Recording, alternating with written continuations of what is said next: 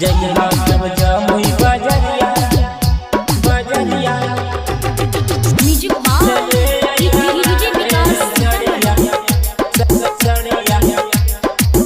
हरे सुना ड्राइवर पिया चलाबो डीजल गड़िया।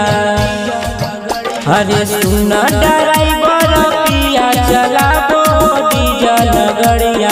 जइहा जब जमुई बजरिया चले अइहा लाले रंगसड़िया। जइहा सखपुरा बजरिया चले अइहा लाले रंगसड़िया। अरे झुमका के ले लिहा झुमका पिया बोले डीजा घड़िया। हरे झुमका के ले लिहा झुमका पिया बोले डीजा घड़िया। जइहा जब गाया बजरिया ले अइहा लाले रंगसड़िया। जइहा नवादा बजरिया ले अइहा लाले रंगसड़िया। जइहा जब जमुई बजरिया बजरिया डीजे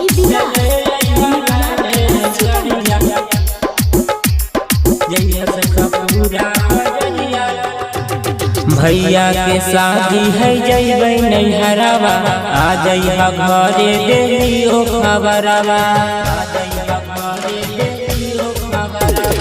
भैया के शादी है जइबै नैहरावा। आ जइहा घरे देलियो खबरवा।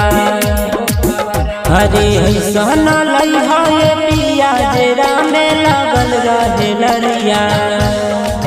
हरे ऐसन लइहा ये पिया जेरा में लागल रहे लड़िया। जइहा जब पटना बजरिया ले अइहा लाले रंगसड़िया। जइहा नालंदा बजरिया ले अइहा लाले रंगसड़िया। जइहा जब जमुई बजरिया बजरिया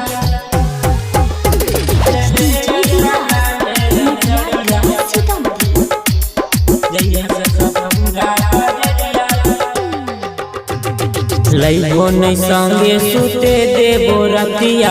कहियो हमर मानी लबतिया। लइबो नहीं संगे सुते देबो रतिया। कहियो हमर मानी लबतिया।